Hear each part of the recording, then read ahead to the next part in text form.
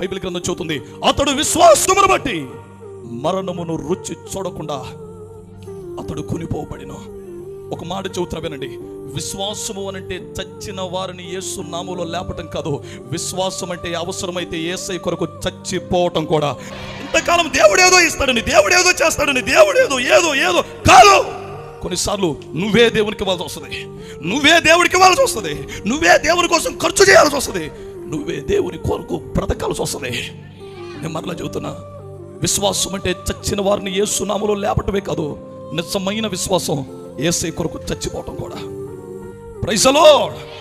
విడిచిపెట్టని వ్యవహారాన్ని మనం కలిగి ఉండాలి. శ్రద్ధ కలిగి మాటలు వినండి. ఎన్నో రకాలైన పరిస్థితులు ఎదురవుతాయి అక్క, ఇప్పుడు ఉన్న దానికి మించిన భయంకరమైన పరిస్థితులు ఎదురవుతాయి. కానీ ఒక మాట చెబుతున్నా వినండి, అది ఉపద్రవమైన, ఉన్నవైనా, రాబోవైనా, వస్త్రహీనతైనా, కరువైన, ఖడ్గమైన, ఏదైనా యేసయ్యను విడిచిపెట్టని ఒక సియోను పర్వతాల వలె ప్రభు మిమ్ములను, మీ కుటుంబాలను దేవుడు స్థిరపరుచునుగాక, స్థిరపరుచునుగాక, స్థిరపరుచునుగాక.